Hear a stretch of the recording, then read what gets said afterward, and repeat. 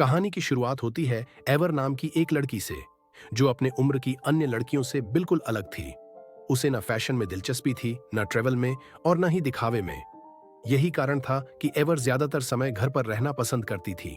लेकिन उसकी मां के जोर देने पर वह कॉलेज की एक ट्रिप पर जाने के लिए तैयार हो जाती है। एवर को पिक करने उसकी बेस्ट फ्रेंड टैमरा आती है। टैमरा एवर से बिल्कुल उलट एक एक्सट्रोवर्ट और फैशनेबल लड़की थी। कॉलेज में उसे हर कोई पसंद करता था। टैमरा एवर को अपनी गाड़ी में बैठाकर निकलती है, लेकिन रास्ते में इनकी गाड़ी एक लड़के से टकरा जाती है।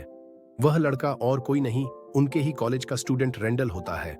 दोनों लड़कियां रेंडल से माफी मांगती हैं। एवर उसे अपनी कार में बैठने का ऑफर देती है, लेकिन टैमरा साफ मना कर देती है और कहती है कि कार में सिर्फ दो लोगों के बैठने की जगह है। तभी टैमरा के कुछ दोस्त आते हैं जो रेंडल के ऊपर ड्रिंक्स फेंककर उसे बुली करते हैं। कॉलेज पहुंचने के बाद इनका ट्रिप शुरू होता है। ट्रिप पर जाने से पहले पीटी टीचर मिस्टर लोरेंजो सभी छात्रों के मोबाइल फोन इकट्ठा कर लेते हैं। बस में रेंडल अपने दोस्त स्टीवन के साथ होता है। वहीं डैनी नाम का एक और लड़का भी साथ है, जो जल्दी गुस्सा कर बैठता है। ट्रिप शुरू होते ही लोरेंजो बस में सोने लगते हैं, जबकि बाकी छात्र रेंडल और स्टीवन को बुली करने लगते हैं। कुछ देर बाद लोरेंजो की नींद खुलती है और वह नोटिस करते हैं कि बस डिसाइड किए गए डायरेक्शन से भटक गई है।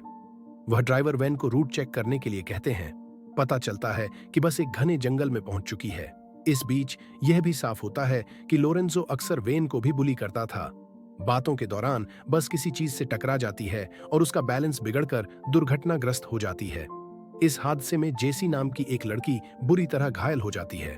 जैसे ही सभी लोग उसकी मदद के लिए आगे बढ़ते हैं, उन्हें बस के ऊपर किसी के चलने की आवाज सुनाई देती है। चारों ओर माहौल डरावना हो चुका था। तभी बस के रेडियो पर एक मैसेज आता है कि शहर में एक खतरनाक केमिकल वायरस तेजी से फैल रहा है। इससे पहले कि कोई और जानकारी मिल पाती, लोरेंजो रेडियो बंद करवा देते हैं। बस का माहौल खौफनाक हो चुका था। तभी दरवाजे पर एक अजीब सा आदमी आकर नॉक करता है। लोरेंजो उसकी ओर बढ़ता है, हालांकि बाकी सभी उसे रोकने की कोशिश करते हैं, लेकिन लोरेंजो किसी की नहीं सुनता और दरवाजा खोल देता है। दरवाजा खुलते ही वह अजीब आदमी, जो शायद एक ज़ॉम्बी था, लोरेंजो पर हमला कर देता है और उसे बुरी तरह घायल कर देता है।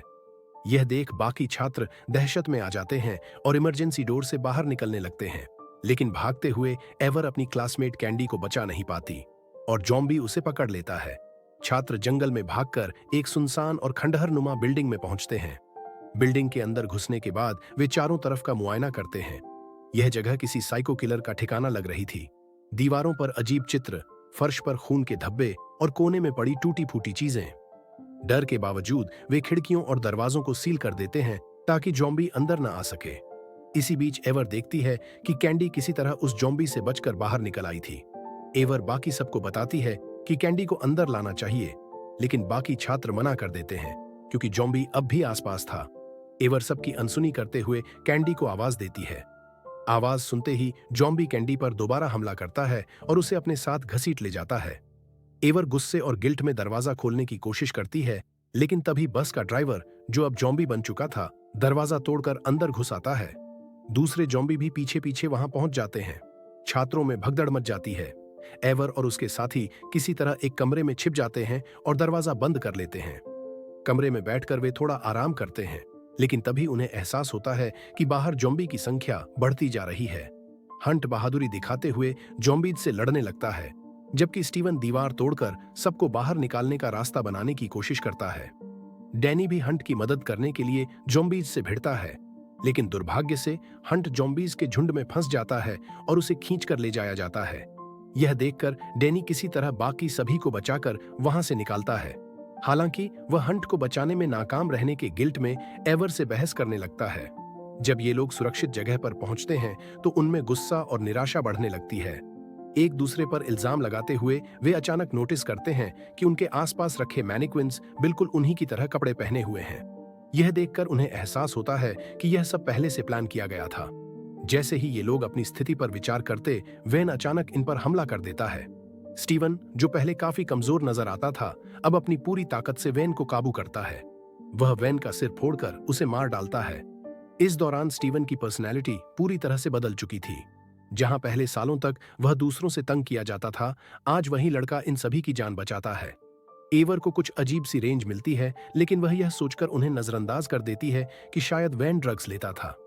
तभी अचानक एनी की तबीयत बिगड़ने लगती है। जॉम्बी से लड़ाई के दौरान उसे एक जॉम्बी ने काट लिया था। इसके बाद डैनी काफी आक्रामक हो जाता है और उसकी आवाज सुनकर एक जॉम्बी उसकी ओर बढ़ने लगता है। डैनी और वह जॉम्बी बिल्डिंग से गिरकर नीचे जा गिरते हैं। सभी को लगता है कि वे मारे गए हैं, लेकिन कुछ समय बाद डैनी अजीब तरीके से खड़ा होकर जंगल की ओर भाग जाता है। यह देख बाकी लोग डर के बजाय एक प्लान बनाने लगते हैं। रेंडल कहता है कि हमें मदद आने तक यहीं रुकना चाहिए, लेकिन एवर का मानना था कि बिना खाने और पानी के वे ज्यादा देर तक नहीं टिक सकते। वह सोचती है कि उन्हें बाहर जाकर मदद ढूंढनी होगी, क्योंकि बस में उनके फोन रखे हुए थे। वे फोन से किसी से मदद मांग सकते थे। बाकी सभी लोग एवर की बात नहीं मानते, लेकिन वह अकेले ही मदद लेने निकल पड़ती है। स्टीवन उसे रोकता है, लेकिन एवर नहीं सुनती और आखिरकार स्टीवन भी उसके साथ जाने का फैसला करता है। किसी तरह से वे दोनों बस तक पहुंचते हैं और उन्हें बैग भी मिल जाता है, लेकिन बैग में सभी फोन टूटे हुए होते हैं। इस बीच एवर बस में लगे रेडियो को देखती है और उसे चलाकर सुनती है। रेडियो पर जो पॉडकास्ट चल रहा था वह पूरी तरह से सामान्य था, लेकिन एवर को पता चलता है कि यह एक प्री रिकॉर्डेड मैसेज है जिसे बार बार प्ले किया जा रहा था। इस खुलासे से उन्हें यह समझ में आता है कि किसी ने उन्हें जानबूझकर फंसाया है, लेकिन तभी पीछे से स्टीवन एवर को इंजेक्शन लगा देता है और उसे बेहोश कर देता है। हालांकि एवर पूरी तरह से बेहोश नहीं होती और वह अब भी जागने की कोशिश करती है। एवर को यह जानकर हैरानी होती है कि स्टीवन और रेंडल ने ही पूरी साजिश रची थी। इन दोनों ने बस ड्राइवर वैन को भी अपने प्लान में शामिल कर लिया था। इसके अलावा उन्होंने एक ड्रग डीलर से एक ऐसा ड्रग हासिल किया था जिसके सेवन से इंसान थोड़ी देर के लिए जॉम्बी जैसे व्यवहार करने लगता था। रेंडल और स्टीवन, जो हीरो बनने की चाह रखते थे और जिन्होंने अपने साथ हुई बुलिंग का बदला लेने की योजना बनाई थी, ने यही सब किया। वैन और अन्य लोग इस ड्रग को लेकर जॉम्बी की तरह व्यवहार कर रहे थे और उन्होंने कुछ अन्य लोगों को भी इस योजना में शामिल किया था।